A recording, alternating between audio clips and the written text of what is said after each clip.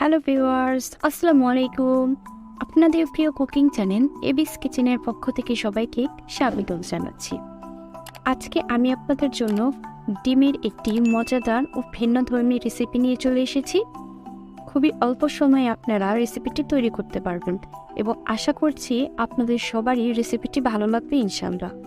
চলুন আর কথা না বাড়িয়ে দেখে নেওয়া যাক ডিমের ভীষণ মজাদার এই রেসিপিটি তৈরি করতে আমাদের কী কী উপকরণ লাগবে। মেইনলি আমাদের লাগবে হচ্ছে ডিম। আমি এখানে 2টি ডিম নিয়ে নিয়েছি। আপনারা প্রয়োজন অনুযায়ী কমিয়ে বা বাড়িয়ে নিয়ে নেবেন।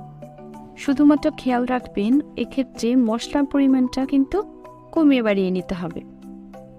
এরপর আমাদের লাগবে হচ্ছে টমেটো। আমি এখানে 2টি টমেটো কিউব আকারে কেটে নিয়েছি। এরপর লাগবে পেঁয়াজ। আমি 1 কাপ পরিমাণ পেঁয়াজ নিয়ে নিয়েছি। এরপর আমি নিয়ে নিয়েছি কিছু ধনেপাতা। ধনেপাতাটা টোটালি অপশনাল, তবে চেষ্টা করবেন ধনেপাতা স্কিপ না করতে।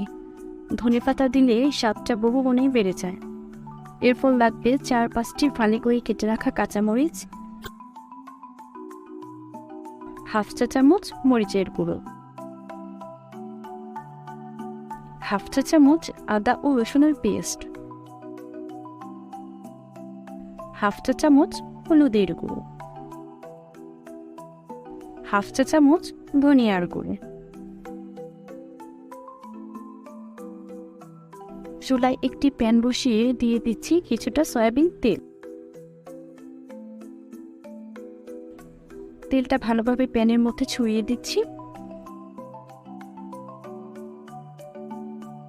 এরপর তেলটা কিছুটা গরম হয়ে আসলে দিয়ে দিব পেঁয়াজ। আমি হাফ কাপ পরিমাণ পেঁয়াজ দিয়ে দিলাম। রান্নাটা 2টি স্টেপে কমপ্লিট করব। বাকি পেঁয়াজটুকু পরবর্তী স্টেপে ব্যবহার করব।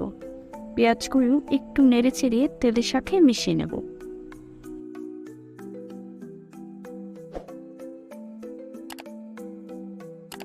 এরপর কিছুটা লবণ দিয়ে দিলাম, এতে পেঁয়াজ ভাজা ভালো হয়। 10 সেকেন্ড মতো ভাজার পর পেঁয়াজগুলো নরম হয়ে এসেছে। এখন আমি দিয়ে দেব মরিচের গুঁড়ো। আমি এখানে অর্ধেকটা মরিচের গুঁড়ো ব্যবহার করব।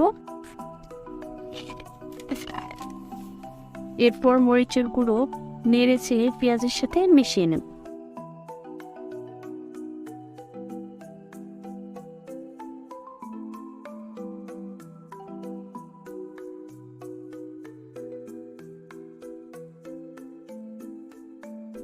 মেশানো হয়ে গেছে। এখন আমি দিয়ে দেব ডিমগুলো।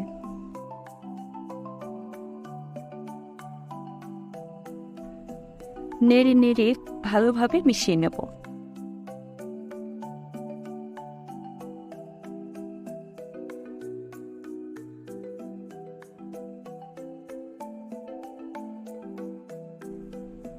মেশানো হয়ে গেছে। এখন দিয়ে দেব ধনেপাতা। আমি পুরোটাই দিয়ে দিচ্ছি। এখন সবগুলো উপাদান নেড়ে নেড়ে খুব ভালোভাবে মিশিয়ে নেব।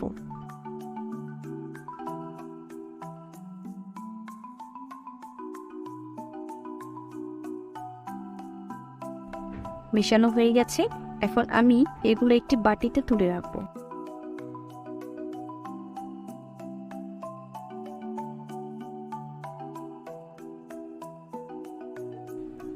এরপর আমরা চলে এসেছি রান্নার দ্বিতীয় স্টেপে। প্যানে কিছুটা সয়াবিন তেল দিয়ে দিলাম।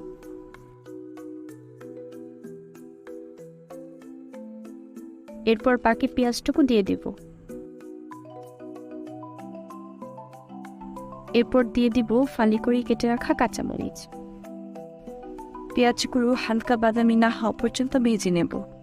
সামান্য পরিমাণ লবণ দিয়ে দিলাম।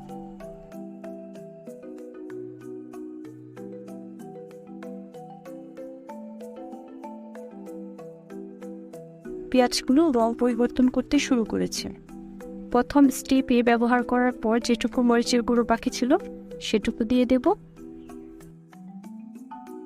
একটু নেড়ে চিড়ে দিয়ে দিলাম হলুদের গুঁড়ো, ধনিয়ার গুঁড়ো এবং আদা ও রসুনের পেস্ট। মশলাগুলো খুব ভালোভাবে মিশিয়ে নেব। এখন দিয়ে দেব টমেটো, মিশিয়ে নিচ্ছি।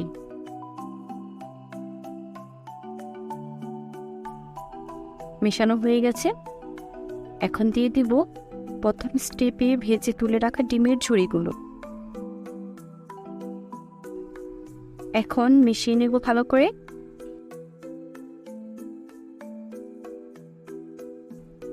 হাফ চা চামচ লবণ দিয়ে দিলাম,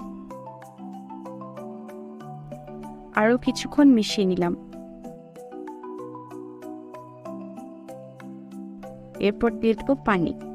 আমি হাফ কাপ মতো পানি দিয়ে দিলাম।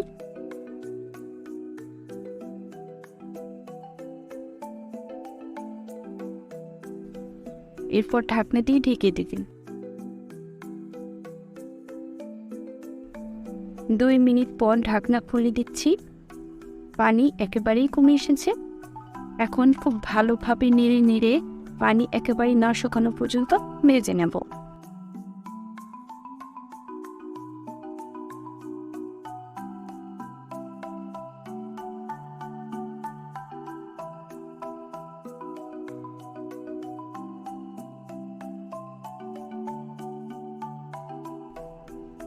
গতানুগতিক পদ্ধতিতে না ভেজে এভাবে ডিমটা ভেজে নিলে টেস্টটা যেমন চেঞ্জ হবে, তেমনি রান্নায় নতুনত্ব চলে আসবে। আপনারা সবাই একবার হলেও ট্রাই করে দেখবেন এবং কেমন হয়েছে আমাকে কমেন্ট করে জানাতে ভুলবেন না।